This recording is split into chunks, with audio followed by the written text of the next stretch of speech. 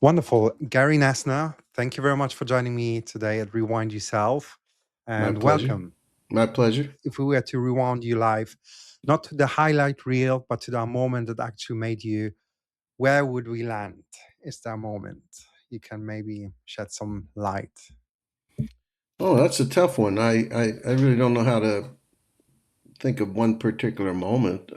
I guess if I had to boil it down to one moment, it was probably when I was about 8 years old and I watched a TV show about the FBI, and something about it resonated with me and appealed to me a great deal. And when my mother came home from work, I told her that's what I wanted to be when I grew up. And, many, many years later, that it worked out for me. It was sort of I can't explain fully why the career in the FBI attracted me, but it did. It seemed exciting and challenging and rewarding, and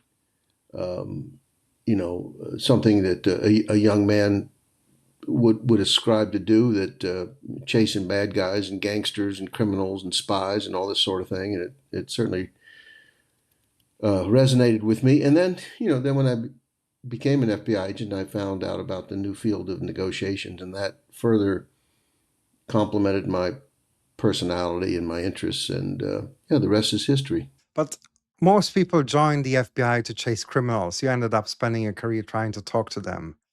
What was it in you that pulled you towards that instead of being the traditional FBI agent or FBI person? I mean, I had interviews previously with 2 or 3 FBI agents. So is this something in particular you decided you're going to take and choose that route?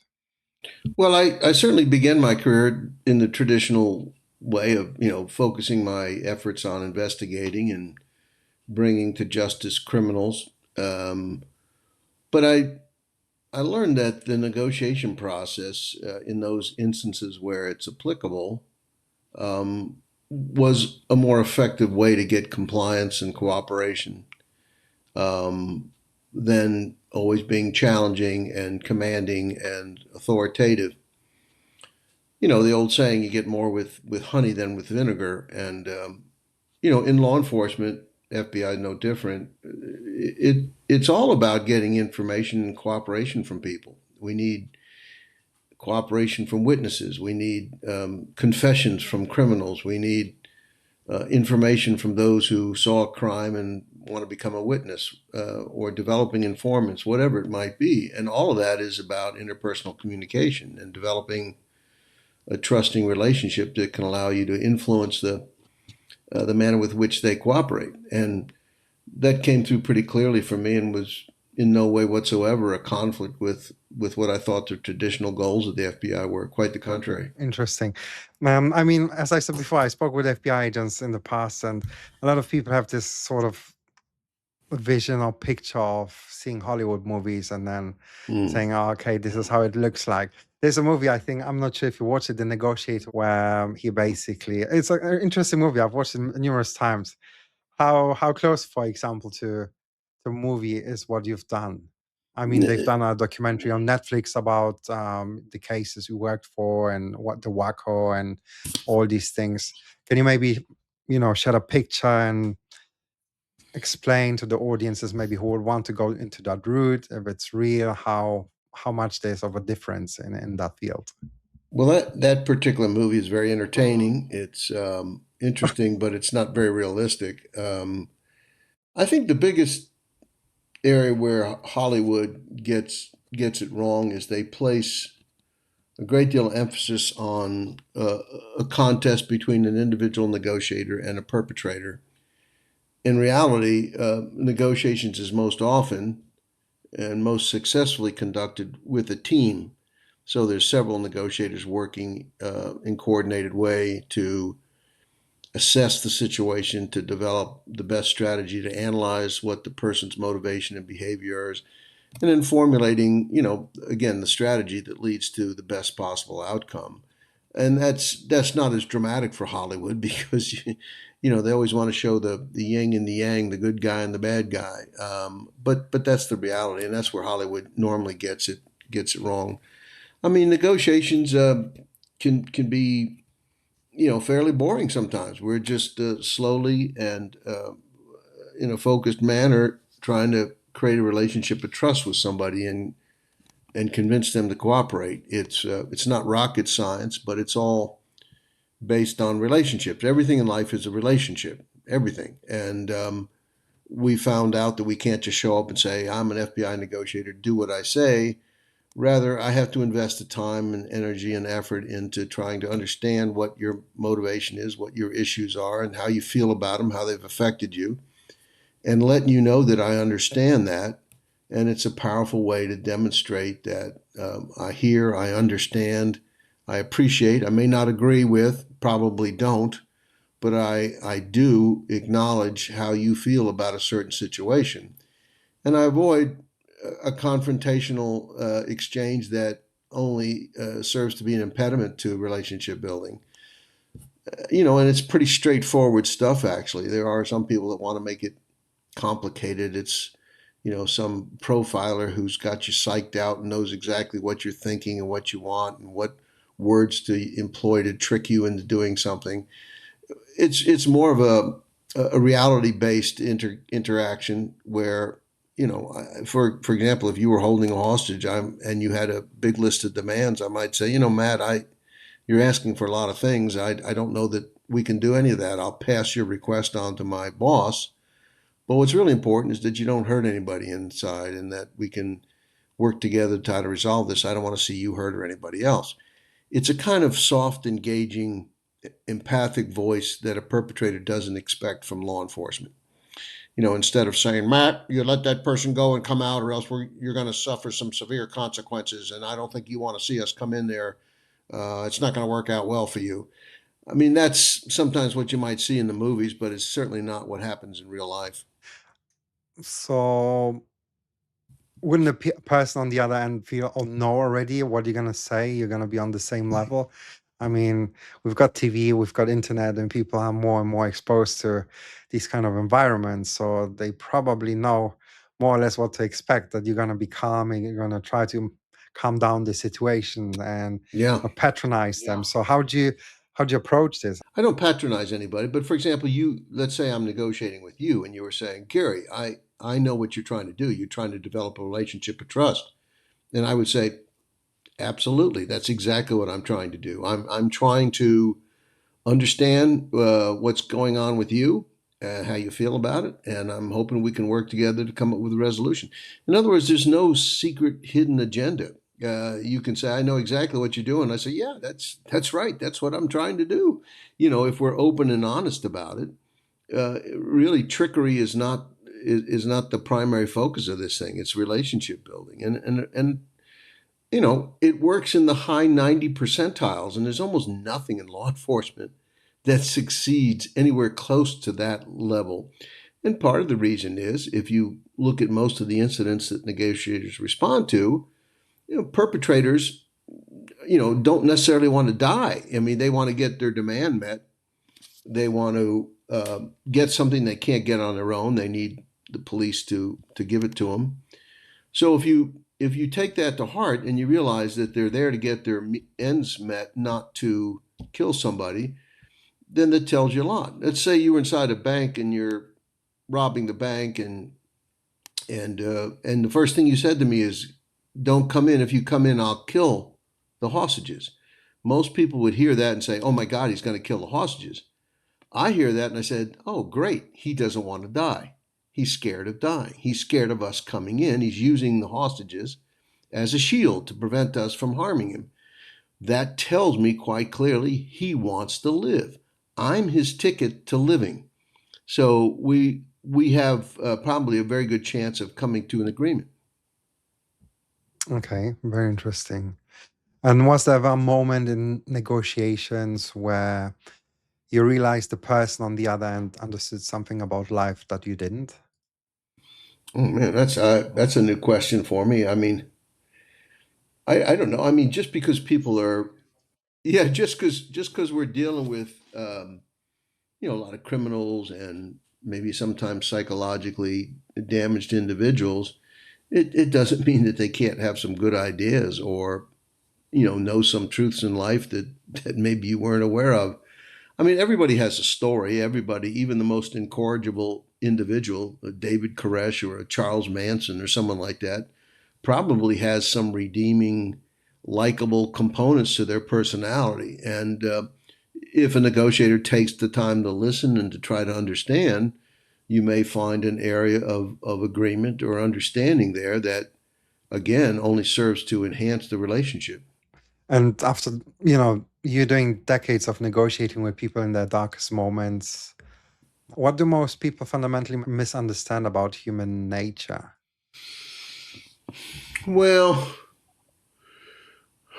I think some people will assume that if you've said something, that's the end. That you've made up your mind and you can't change. You can't be persuaded to pursue a different course. For example, it's very common in hostage situations. Well, I'll never come out alive, and you have to kill me, and all that. And 90% of those people come out alive, and we don't have to kill them. But so many of them will make these very strong statements, and the one of the lessons is don't overreact to that. Don't put more value to it than it's worth. Now, that doesn't mean in some cases they won't follow through, but that's not the norm. So we kind of try to put aside the negative commentary and statements that they make and look for some common ground. And so, when do people become most dangerous? When they feel angry or when they feel unheard? Because you had many conversations. Yeah, Um, I think we used to have a trite little phrase in negotiations. We'd say we're dealing with the mad, the bad, and the sad. The mad used to mean crazy, as in mentally ill. The bad was the career criminal, and the sad was the depressed, suicidal person. That was a simplistic way of sort of categorizing the major different types of people. But the most dangerous is a different kind of mad. It's the mad angry, not the mad crazy, because we don't normally have a lot of interaction with people who are truly psychotic. There are some obviously examples of that, but that is not typical negotiating the police face. The the depressed or suicidal is probably the most common, but the most dangerous, and it's not the career criminal. The career criminal wants to live more than he wants to die. The most dangerous is the mad angry, and that is the guy that's lost his job, the guy whose wife is leaving him, whose car's been repossessed, who has a history of impulsive behavior, who cannot handle stress very well, does not have very good coping mechanisms for dealing with the problems that life faces. Now, if I was negotiating with someone like that and I'd have one of my teammates look at their criminal history, you would probably find a long criminal history of impulsive behavior. They've gotten to a lot of fights in bars. They had altercations with the police. They're very quick to overreact to situations. Those are the kind of people that can explode with rage and anger and not turn back. And those are the most dangerous ones. so, how do I identify, those individuals? I mean, if someone hasn't got a criminal record and it's just a random person, you probably won't have anything on file on them. So, Yeah. will you have already some sort of a picture? I'm just trying to understand it from a perspective of someone who has never seen a negotiator or a situation like Yeah. this. I mean, you walk in, you meet your colleagues. How do you profile that person, and Well, you I mean, identify them through those three categories and say, okay, this is that type of yeah, individual, and this is how we must operate.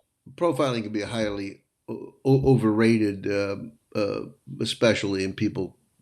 It's just criminal investigative analysis. It's just saying this particular murder scene, who, based on the facts of what we're observing in the nature of the crime, what sort of persons is somebody the victim knew? Did they have access to the building? So forth and so on. It's an investigative tool to help investigators. What we look for is, if we are dealing with a person, as you suggest, for which we have no criminal history, we begin to talk to family members, to neighbors, to coworkers, whatever individual that is at an association with this person, and we try to get a sense of their past behavior. The best indicator to future behavior is past behavior. Are they quick to anger? Are they, they're abusing alcohol and drugs? Are they constantly having fights with their significant other? All these things help for us to draw a basic picture of what we're dealing with. Now, unlike the movies, that doesn't automatically say, okay, now turn to page 32 in the cookbook, and because of what we've just learned, this is how we negotiate with this person. The kind of tools we use are the same. We try to diffuse anger. We try to, give the person a hearing, because a lot of the people we deal with feel as though no one's listening, no one's paying attention, no one has understood their point of view. And a good negotiator provides that sounding board for them. And for the first time, through the way we acknowledge what they tell us and identify the feelings we're hearing, we're not just saying we understand you, we're demonstrating it, we're proving it. And for a lot of people, it's the first time they've had somebody that they're dealing with that really has proven that they're listening and understand. And again, that helps to diffuse high emotion. Has the landscape changed significantly from when you started a new job, being a negotiator now, for example, or Mm. the technology and everything else that helped you doing your job? Have you had any exposure with current situations where people are doing your job now? Has it significantly changed? Well, technology has certainly changed. I mean, when I retired now 23 years ago, we weren't negotiating over mobile phones or over the internet or text messaging, and all of that has become an issue now. We would typically talk over a traditional phone line, or we would cut those lines off and send in a field phone. So we isolated the situation so that the individual we're dealing with could only talk to us. Now, with social media and various platforms, there are instances where today's negotiators have to navigate through that complex, jungle of various negotiation tools. That being said, the basic personalities and the issues that police respond to relative to negotiations are about the same. That really hasn't changed much. Again, the technology has. The other issue is, I think, historically, the public gave law enforcement a great benefit of the doubt in terms of how we dealt with these situations, even when they ended badly. And now everyone's a news reporter, everyone has a camera on them, everyone is watching what the police do and scrutinizing what we do, and they have more access to information as to how they think things should be done versus, apparently how they're being done. So it's really incumbent upon police negotiators, law enforcement teams, to really appreciate the fact that their actions are going to be judged in a court of public opinion and maybe a court of law.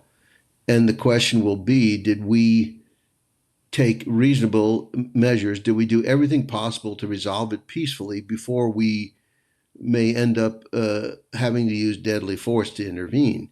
We can't just do it because we have the capability. We have to be able to say that we took the action we did because the actions, statements, behavior of the perpetrator left us with no option. We had no other choice.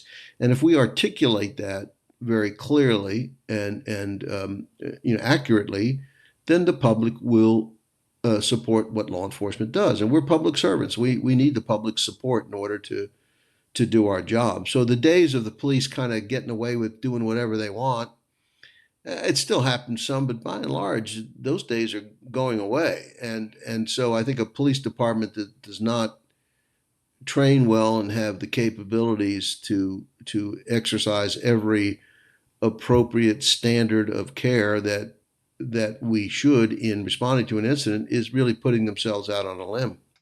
And so, what's the most common thing people say right before they pull back from the edge? Not the tactic that got them there, but the actual words.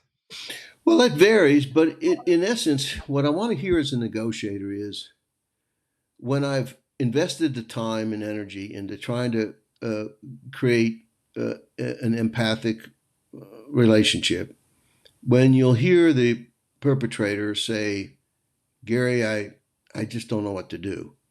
I just don't know how to get out of this. It seems to me like there's no turning back.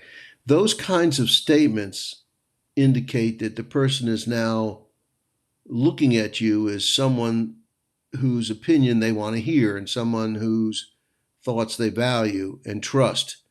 And that's a real big indicator that we have succeeded to a great extent in getting this person to consider a broader range of options. Typically people in these situations start out with tunnel vision. There's only one thing I can do. I can kill this guy, and he's fired me from my job. I lost my retirement. My family left me because I lost my job. I'm going to kill him. That's the only thing I can do. Well, that's what we see at the beginning, and then at the end, it's like, okay, is killing your boss going to get your job back? Of course not.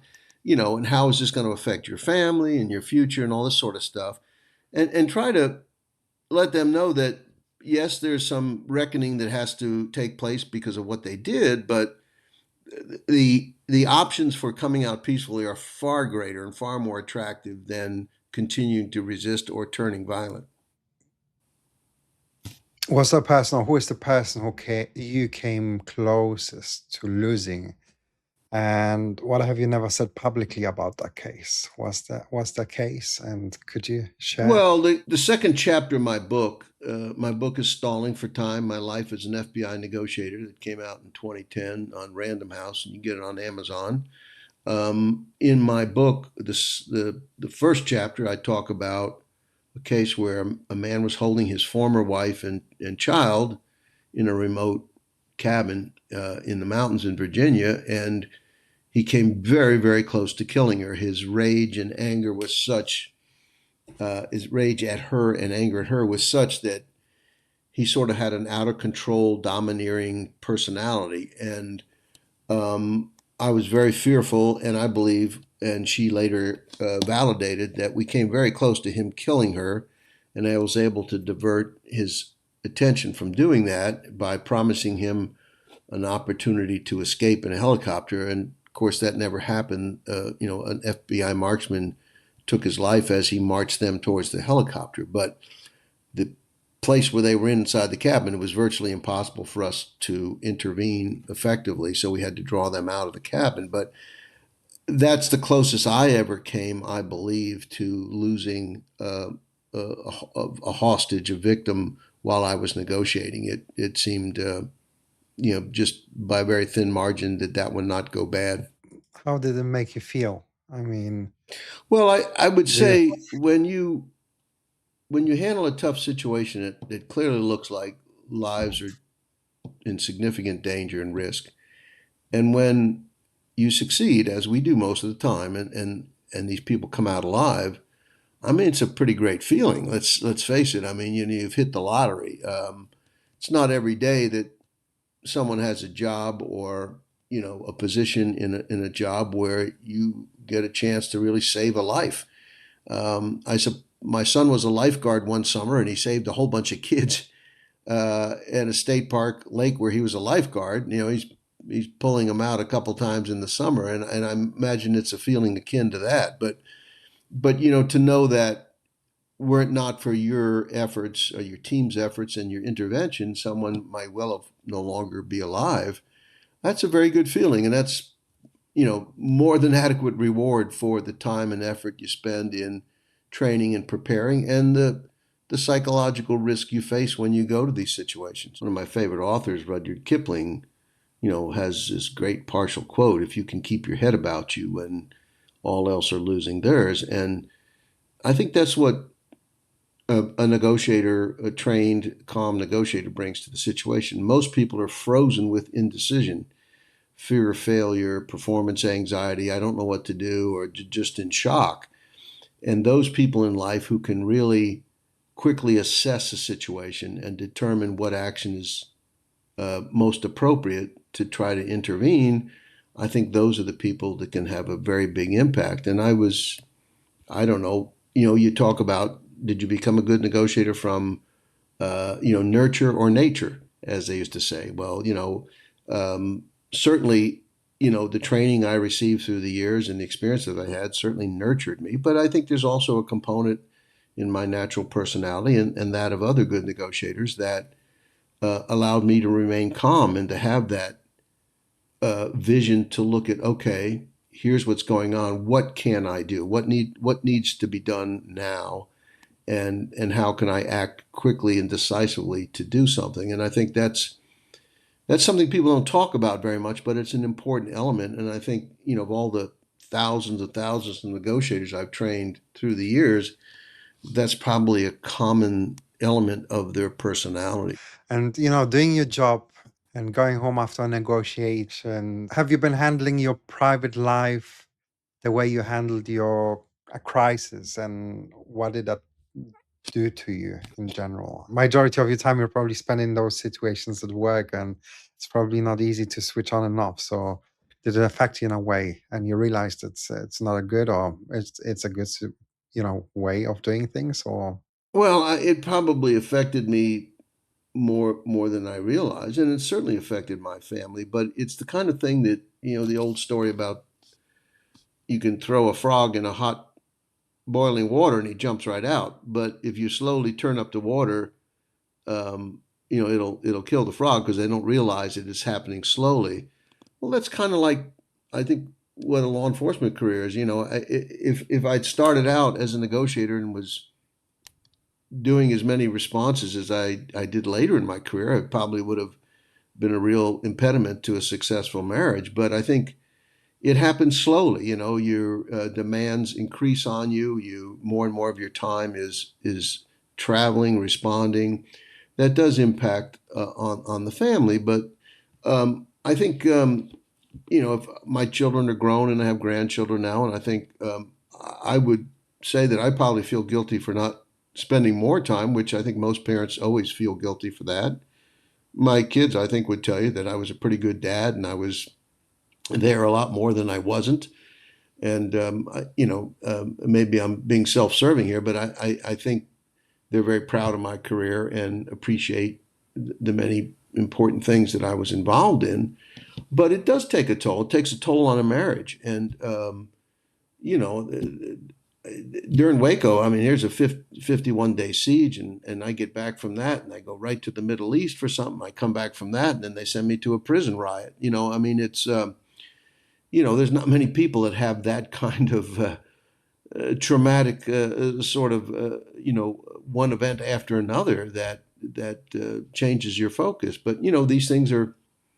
It's not like I was going to a meeting so we could invest in more stock or something like these. These are life and death situations, and I think my wife and my children certainly understood that. But yeah, I think all of these things have an impact on who you are and what you are as a person, and I'm sure that affected me in ways that maybe I don't even fully recognize. okay. And on the back of this, would you have any advice to younger people when they handle the work-life balance? Is it Hmm. worth Yeah, dedicating your time, or anything you think you could pass on to people in general? sure. I mean, there's the old saying. I don't know where it comes from, but nobody was on their deathbed and said, "I wish I'd spent more time at work." We all wish we'd spend more Oh, for time with sure. family. Unfortunately, there's a balance. When you're in your 30s and 40s and you're building your career and you're trying to climb up the corporate ladder or whatever it is that you do, it happens to be the same time that your family is growing and needs your time and attention. So, in America, we talk a lot about super mom and all the things that mothers have to do. They have to go to work and then do all the traditional primary care roles that a mother has in society, and that's appropriate that we give them that recognition and understand that challenges they face. But there's also super dad, in my opinion. I mean, a lot of the fathers I knew, in addition to working a full demanding job, they're also helping out with childcare and helping cooking and cleaning the house and things that my father, I don't know if my father knew where the kitchen was in the house. I mean, there's generational differences in terms of expectations and roles. So I think it's a tough time of life for people, and the way you navigate that is to try to put things in perspective. I mean, don't take yourself too seriously. always take the time that you can for the family. Learn to say no when people want you to do certain things that you don't really feel is appropriate, or you can't be all things to all people. And don't sweat the small stuff. I mean, things that you worry about earlier in life, you find out when you get older, like me, that who really cares? Does it really matter? It wasn't very important after all. Um, the biggest thing I would say I would learn is no one yet has been born that's perfect and doesn't make mistakes. We all do. We're all imperfect, imprecise human beings who will never reach perfection. Don't be too hard on yourself, I guess is the message I would say. You're human. You will say things you regret. You will do things you wish you hadn't done. But overall, try to be a good person. Try to be someone that appreciates others, that you hold the door open for the little old lady, and you don't get in a fight over the parking lot spot that somebody else wants to get. These are all small things in life, and model appropriate behaviors for your children. Your children often will not remember what you said to them, but they remember the way you treated the waitress in the restaurant. They'll remember the way you interacted with a neighbor that needed some help. These are the things that stick with them and help them establish their own set of values. And I think that's really important. And to understand and appreciate that, I'm not sure if that's an adequate answer for you, but just try to But identified. I have a whole presentation on what are the best attributes, or what are the attributes of the best negotiators, and the number one attribute that I find is likability. Just being a likable person, smiling at people, being courteous, listening maybe as much or more than you're talking, not being hurtful, guarding your, unwarranted statements, and just the kind of person that somebody would just say, he's a really good guy. I like that person, or I like that lady, whatever it is. That's what you want to be. That's how we get along. We're social animals. We need each other to cooperate, to navigate the challenges of life. And the better we socialize with others, the more probably successful we'll be. thank you for sharing this. And I know you're talking about this, but there were moments in your career when you knew that you were overruled. What happened to those situations? I mean, how do you carry that throughout your life? You made decisions that were overruled and you had to live with them. How did it feel for you? I think that's challenging. It's kind of funny in negotiations. Negotiators, typically experienced ones, will have undergone a great deal of training and are constantly looking at incidents and studying best practices. What things should we avoid? What things should we incorporate into what we do? Decision makers often don't have that level of training. Yet, quite often, they feel compelled to voice an opinion or give an instruction how something should be done. Because it's kind of funny, everybody in life thinks they're a natural negotiator. Oh, I know how to say this. You tell that person this or that. A good leader will say, I've got people well trained and experienced to do this, and I should really listen to their advice. And unless they're doing something I think is terribly wrong, I'm going to follow through, because I have a whole team of people here that I've invested the time and money to train to be good at this. And I should pay attention to that. It doesn't weaken my authority as a leader.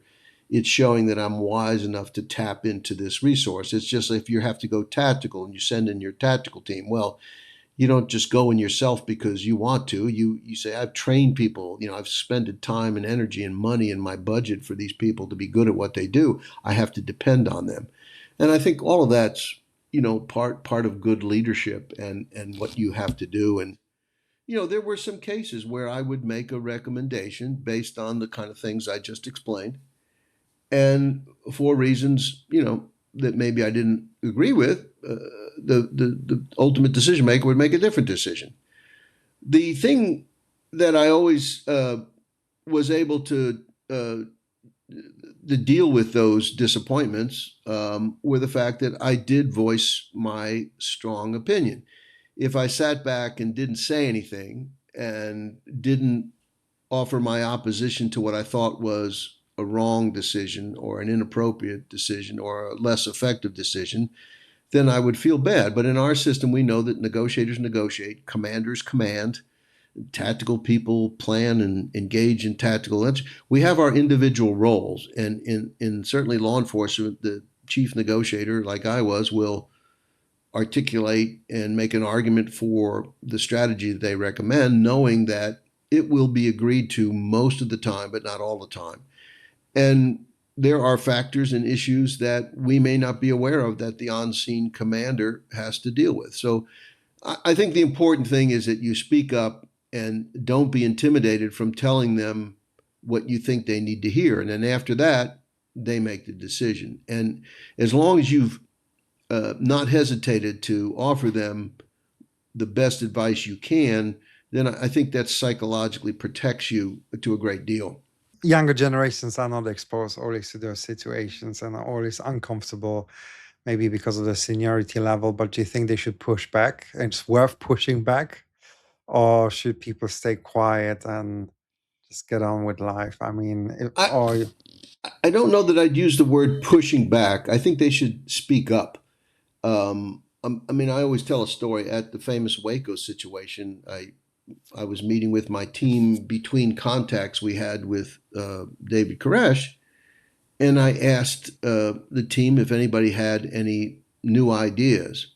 And there was a very young, inexperienced negotiator there who spoke up and presented an idea, and it ended up being a brilliant idea. It was a great idea. And that story always reminds me that you have to create an atmosphere that encourages everyone on the team to speak up, because good ideas don't just come from one place, they can come from a lot of different places. Now, as a leader, you don't want to get into analysis paralysis. At some point in time, you hear the different points of view, the different recommendations, and you have to say, okay, I've heard it all. This is the decision I'm making, and you go forward, and everybody falls in line. But you should try to carve out and promote an atmosphere that people do not feel intimidated to share an idea or a thought. I think that's part of being a good leader. And in a crisis situation, it's very necessary. Now, sometimes we run up against time constraints and you don't have an unlimited amount of time to analyze some of these situations. But to the extent you can, I'm always interested in hearing what somebody else has to say. Here's how I read it. And also, from my position, I tried to get their opinion before I told them mine, because as the leader, if I said this is what I'm thinking, then everybody tends to fall in line and say, okay, this is what the boss says, this is what we're going to do. So I would try to sit back and say, before I voice my opinion, I want to hear what you're all thinking. So yeah, I think if you're a young person out there, regardless of your career, if you feel passionate about something and you think maybe the organization is not taking into consideration an important factor, or you have an alternative suggestion, by all means speak up. If you have a petty, jealous boss who's offended by that, then I'm sorry for you. But I think most good bosses are going to recognize that you have the fortitude to speak up and offer your opinion, because most good bosses don't want to be surrounded by yes men. They want to be surrounded by good advisors. And there's a line between genuine empathy and a strategic empathy in your work. Yeah, Do you always know which side of that line you're on, and yeah, does it matter? I don't. There's some people that call tactical empathy and strategic empathy. I don't even like those terms, to be honest with you. I think empathy, to be effective, has to be genuine, has to be real. And as I mentioned earlier, even a very incorrigible criminal like a David Koresh or a Charlie Manson or somebody like that, you can find some redeeming aspect of their personality for which you can empathize. And I think you should. But I think it has to be real, or else it comes across as phony. If I'm pretending that I understand you just so I can get you to do what I want, there's a good chance that that's going to be perceived by you and work as an impediment to our relationship. If I genuinely demonstrate that I care what you're saying and why it's important to you, and I should genuinely care, then it becomes a very powerful tool. And what do you know about silence that most people don't? Well, it's not my strongest suit, but I think silence is powerful. When people are communicating, we get into a pattern of, all right, and you and I have been doing it here. It's my turn to talk. Now it's Matt's turn to talk. And now it's my turn again. And now he's got another question to ask. If I'm quiet, it it puts pressure on you to say something, because your brain is telling you, Gary's quiet now, so it's my turn to offer a comment or come up with a new question or ask him a new whatever. So silence can be very effective. And it's also used when we're going to say something very important. Now, see, I just did it there. I don't have anything important to say in this instance, but the fact that I all of a sudden stopped is psychologically telling you, okay, focus in now. Gary's about to say something very important. So silence, and there's sometimes in a negotiation where we have a sort of a heated exchange, I might say something like, Matt, we've talked about some really tough issues here, and I can tell you're still very angry and you're mad at me and you don't like how I responded to your demand. But let's do this. I think we both have a lot to think about. Let's take a little break here. Let me go talk to my boss. I'd like you to think about some of the things we said. Let's reach out again a little bit later today and see if we can't get back on track and find a solution that works for everyone. That's fine. That's not a failed negotiation. That's just slowing down the temperature. And that's why I named my book Stalling for Time. The passage of time alone helps to lower emotion. I mean, I always use I don't have a slide in front of me, but I use this. I don't know if you call it it's a child teeter totter in the playground where one goes up and one goes down. It's a perfect way to illustrate when emotions are high, rational thinking and behavior is down, and you cannot refute that. So the job as a negotiator is to lower the emotional content. And look what happens when we do. When emotions come down, the person's ability to think and behave more rationally rises. And that's what we try to do. We slow things down. Sometimes time alone, the old saying, time heals all wounds. The things that you're mad about yesterday maybe aren't such a big problem today. A lot of times I would respond to help out a department in a big prison riot or something, and I would say, I think we might want to consider offering the following. And they would say, well, we did that 2 days ago. And I would say, well, nothing's changed in the last 2 days. Things are exactly the same. You don't think he's more tired or, maybe less emotional, more hungry, whatever the situation might be. Just because it didn't work before doesn't mean the passage of time won't make it more amenable. A lot of the prison riots I worked, the inmates ultimately settled on day 8, 9, 10 what was offered to them on day one. But on day one, they weren't ready. They weren't emotionally ready to accept that, which ended up being the best deal they were going to get. So I think that's the best way I can answer your time question. We shouldn't be afraid of time. The only time in a law enforcement hostage situation time works against us is if somebody is dying inside or there's a wounded police officer bleeding to death on the front steps. I mean, where we have to take some action to save that person. But short of that, time generally is a very positive component. Some people are terrified of silences in time. Interesting. And you spent 30 years helping other people through their breaking points. Did you ever had one of your own? And if so, what did it look like? I wouldn't say a breaking point, but I mentioned it in my book after the Waco incident, a very tragic, incident. 77 some odd people were killed, and the FBI as an organization made a lot of mistakes there. And the negotiation strategy that I recommended resulted in 35 people coming out, including 21 children. And then I was replaced halfway through, and no one else came out, no one at all. And so at the end of that incident, which ended with the FBI inserting tear gas into this cult compound, and the cult members started the compound on fire and ended up, engaged in a mass suicide. And I think we all took that very hard, and psychologically, it it certainly had an impact on me, and it took me, about a year to kind of work through that. And unfortunately, I had some very good friends that I leaned on for empathic support and understanding, and two particularly good friends that helped me an awful lot, two or three actually. And yeah, I think it's important not to try to keep those issues within, but I think you need to reach out to people that you trust and will give you genuine assistance in the form of listening to you and understanding without necessarily telling you what to do. That's the marks of, and I was blessed because my network was good negotiators, so they knew exactly how to respond effectively to me. Okay, and how did it change you personally, not professionally, but as a human being? Doing this for 30 plus years. Yeah, that's a good question. I think it made me less constricted in certain ways. I think I became more flexible, is what I should say.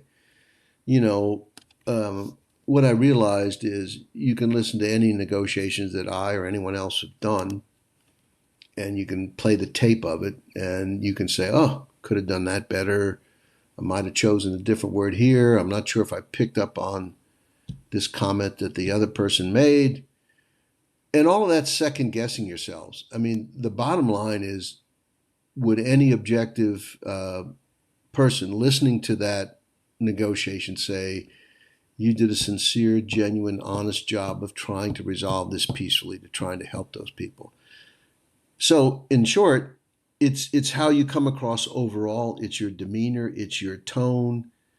That's what counts. And if you come to appreciate that, you worry less about saying the wrong thing or making a mistake, and that frees you up to be more natural and engaging when you're not worried about performance anxiety or the fear of failure. And I find I've known some good negotiators who, in my career, who are quite knowledgeable and skilled and well trained, but once they get in the hot seat, they're so scared of making a mistake that's going to cost somebody their life that they're not as effective as they otherwise might be. And I think the remedy for that is say, I'm going to give this my genuine, authentic, best effort to help this person. If you're looking for perfection, look somewhere else. But I'm going to do my best, and I think anybody that listens to me will be able to clearly see that. And therefore, I assume I'm going to be successful. I'm not worried about failure. If the person doesn't comply, doesn't come out peacefully, it's because of the decision they made. It's not because of what I did or did not do. And recognize that the only thing we can truly control is ourselves. That's all I can control. I can try to influence you, but I can't control you. And as long as you understand those limitations, we call it. There's a famous thing called the Serenity prayer, which in essence is to know what you can do and what you can't do and understand the difference. And it's been a guide for me, and I think it's been reinforced through my career as my major learning point is to understand my limitations and to not beat myself up over events that don't end quite the way I wanted to. It's okay. I'm a human being. I'm flawed. I'm imperfect, but overall, I'm a pretty good guy, and I usually get things done, that I think work in everyone's benefit.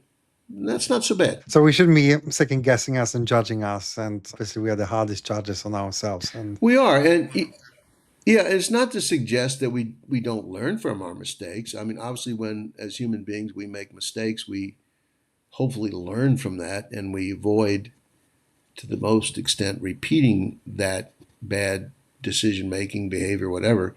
But it doesn't mean we won't make new decisions that are also, you know. I mean, it's like the parent that is fed up with their misbehaving child, and when the child says, "Why can't I do that?" the parent just falls back in the old default and says, "Because I said so." Now we know as a parent that's not the best way to get compliance from your child, but the fact that your nerves got frayed and the child finally got to you, and that you maybe addressed it in a way that you don't think was the best way, It doesn't mean you're flawed. It doesn't mean you're a bad person. It's just, hey, I'm a human being, and this was not my best performance. Okay, so what? I saw a videotape recently of a famous tennis player, Roger Federer, talking about through his career, he only won 54% of the points he played.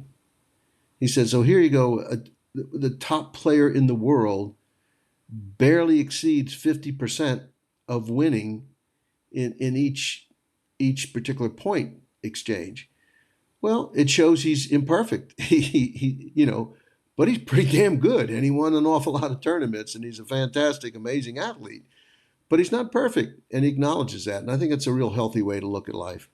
Yeah, I saw that story as well. And Michael Jordan, I think, had a similar one Yep, where he basically done 1,200 shots a day to, become perfect. right. And no one sees actually the grinding. And that's why one thing I want to do those interviews and podcasts to show people that you can't become, overnight millionaire, and it takes a lot of dedication and hard work to Yeah. succeed. So And most of the profiles of really successful people, you will find that along the pathway to success, they had multiple failures and multiple disappointments and shortcomings. I think, the characteristic that they share is they get up, they dust themselves off, and they try and try again. And, none of us are born perfect. We have to work at becoming the most successful, best version of ourselves. And I think for young people, just don't be overly critical. It's like, when you're in high school, you may have, through no fault of your own, developed a certain reputation, or in your social circles, you may be viewed in a certain manner. And then you go off to college. Well, you're in a different town, a different set of people. You can be whatever you want. You can be Superman. You can, you have an opportunity. And then later on, when you graduate, if you go to college, then you get into the business place, you can become the person you want to be. And it's never too late to start. I mean, the future is today's the first day of the rest of your life, and these are, kind of sound like trite phrases, but they're actually true. unfortunately, we've got this distorted reality online that we're only sharing the perfect moments, not the Yeah, failures. it's true. I found that out as a young negotiator when I was teaching police.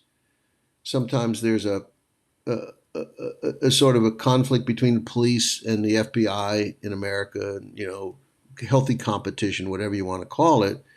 And I found that early in my career, by being self deprecating, I would tell a class of crusty old experienced police officers, I said, here, I'm a young FBI agent. Let me tell you where I made a mistake. Let me tell you how I did not handle this as well as I might have. So I hope you can avoid making that same mistake.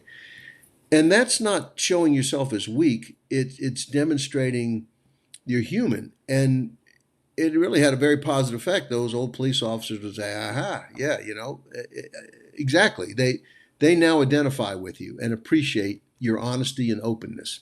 Thank you for sharing this. I really appreciate it. And so, after spending your life reading people under pressure, what patterns do you now see in everyday life that most of us miss entirely? Are there any?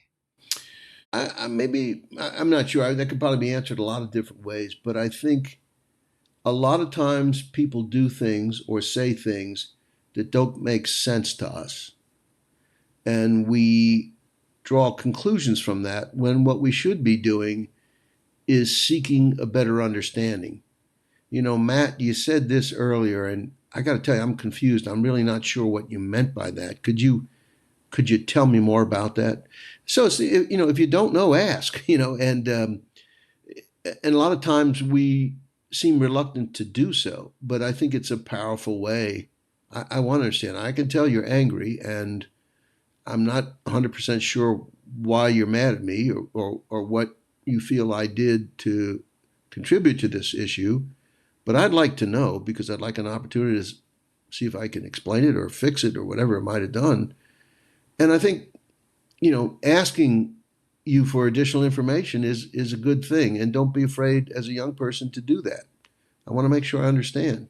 And if a young person watching this is in a relationship, friendship, family, or partnership that feels like they're breaking down, what would you tell them that most people never think to try?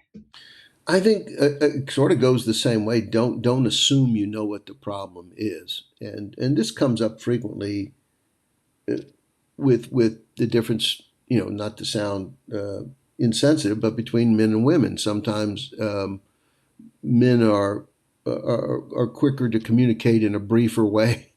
Where a woman may approach it in a more complex way, and if you don't understand as a man, you need to ask and say, I'm trying here. I know you're mad at me, and I'd really like to know, what I did, or could you explain to me how what I did affected you? Because I care for you, and I want to make sure that I learn from this and grow and don't repeat that problem, and whatever. And then you owe it to your spouse too. Don't we used to have a saying, don't get mad, get your way. So it's, instead of just stomping off angry and slamming the door and going out to drink with the boys, saying, we need to talk about this. We have an issue and a problem here. And I think it's best that we kind of air this out and see if we can find some, uh, resolution so that we can get back on track. And I think, none of these things work all the time, but I think if you make the effort to better understand the other individual, whatever the issue is, the better off you're going to be. Younger people are not exposed anymore as much to real life events. Like we don't go anymore outside and socialize. Obviously, everything is in front of the computer, Mm. on our mobile phones, and yeah, a lot of skills get lost in a way. So if someone younger was sitting where I am now, what would you most want them to know and understand, not about negotiations, but about how to connect with people and how to build a life? Is there a piece of advice you share? Yeah, I mean, I think this is a very real issue, and I'm not an expert on this, but you certainly hear this everywhere that young people are overly focused on their devices and their social media. I say you got to get out there and meet people, and you have to engage. You just simply have to engage. And it's like I tell you, everyone has a story. Everyone has an interesting experience in their life. Uh, Go about the business of trying to get them to share that with you. Well, you just back from a vacation to Africa, Matt. Tell me about it. What was exciting about it? What did you like about it? Would you do it again? And if it's an enjoyable experience, or if it wasn't an enjoyable experience, you're likely to give me more and more information about that. Well, I've learned about you and how you feel about things and what's important to you and what was, and you can't lose. I mean, it's great. Just acknowledge and ask open ended questions, paraphrase, put in my own words what you just told me. So you're saying that the trip was great, but the travel was really difficult, and you encountered all these delays on the airline, and then your luggage got lost, and it was just miserable. But at the end of the day, when you got there, you really enjoyed seeing all these animals in Africa. If I get that right, you're going to say, yes, Gary understands how I felt about it and what I experienced. And so I would say to young people, get out there and do that. And it doesn't have to be a formal business deal. It's just somebody you meet in the park. I mean, somebody you meet in a bar, or or somebody you're playing sports with. Just acknowledge people and talk to them and find out about them. And as I said, there's not a human being born yet that doesn't have an interesting story. We all do. And take the time. And people will say, I really like Matt. He's a really good guy. He asked really good questions, and he seemed to be interested in what I was doing. And that carries a lot of weight with people. So, final question: any words of wisdoms you would want to pass on to younger generations? Oh my. Anything you think that might be good? And there's not right and wrong answer, and everyone Yeah. has a different point of view. Anything that can maybe be carried over and passed on to younger people in particular. We may not all be able to achieve our dreams, but pursue them. I mean, like I said, I started 8 years old. I said I want to be an FBI agent, and then I did everything I needed to do to make that happen, and to never put that goal aside. Now, at the end of the day, maybe that didn't happen. I would have had to do something else, and that's all well and good. But I think don't settle. Anybody can have a boring, ordinary life. Decide what it is you want to do, what makes you comfortable, what brings you enjoyment, and do it and just do it. And you say, I really want to travel before I start my career. Oh, go travel. You know, I really am interested in, trading stocks. Okay, well, how do I learn to do that? Where do I go? Who do I work for? And how do I mean, I used to, when I would be assigned to a new office in the FBI, I would say, okay, on this particular squad that I'm working, who's the best agent? Who's the person that is the most respected, the most successful? And I'd say that's the person that I would develop a close friendship with and learn from. So pick a good mentor, find somebody you admire, and you will find, and young people don't always appreciate this, that there's most people my age, they want to pass on skills and lessons, and they want to be a mentor, and they're happy to help. Not everybody, but most people feel that they can make a contribution to those who come behind.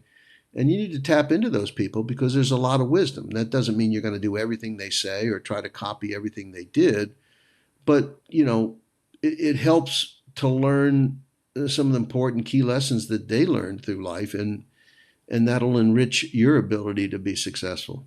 Thank you very much. I truly appreciate sharing all the stories and informations. And yeah, as I always say, giving time is probably the most valuable commodity to anyone because you're not going to get it back. So it's very valuable, and I truly appreciate it. This is why I'm, running this channel, and yeah, it means the world to me. So thank you very much. I truly appreciate it. I'm happy to be here with you, and I hope it was worthwhile, and I hope your listeners will benefit from it.